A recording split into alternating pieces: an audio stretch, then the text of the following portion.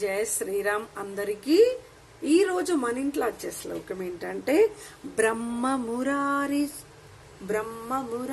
సురాచితలింగం Nirmala Bhashita శోభితలింగం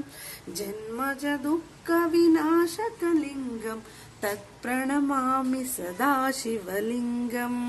దేవముని ప్రవరార్చితలింగం కామదహన కరుణాకరలింగం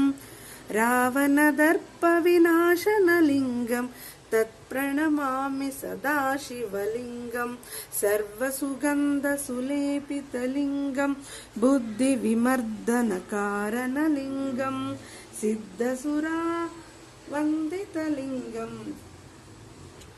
తత్ప్రణమామి సదాశివలింగం